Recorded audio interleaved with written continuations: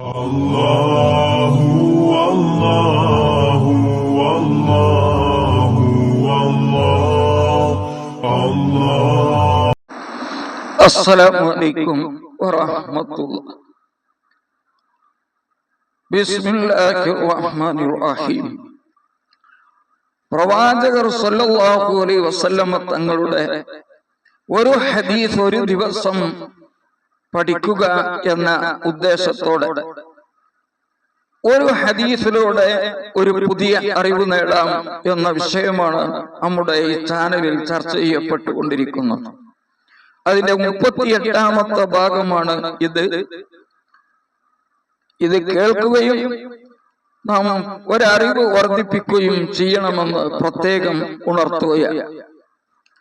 അതിന്റെ കൂടെ മറ്റുള്ളവർക്ക് കൈമാറുകയും ലൈക്ക് നൽകുകയും ചെയ്യണം എന്ന് പ്രത്യേകം ഉണർത്തുന്നു.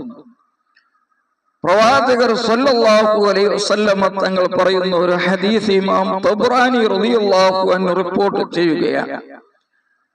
ഖാല സല്ലല്ലാഹു അലൈഹി വസല്ലം ഇദാ സല്ലൈതുമുൽ ഫജ്റ ഫലാ തനാമൂ അൻ ത്വലബി അർസാഖികും ബാക്കിറൂ ഫീ ത്വലബി റിസ്ഖി വൽ ഹവായിജ് ഫഇന്നൽ വുദുവ ബറകത്തുൻ വനജാഹുൻ.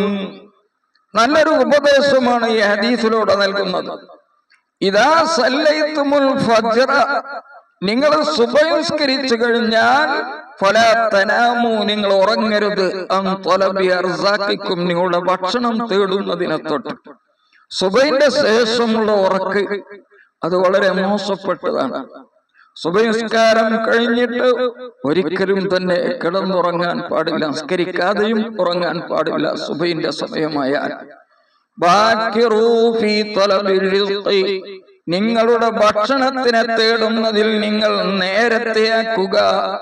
വൽ ഹവായിജി, നിങ്ങളുടെ മറ്റ് ആവശ്യങ്ങൾ തേടുന്നതിലും.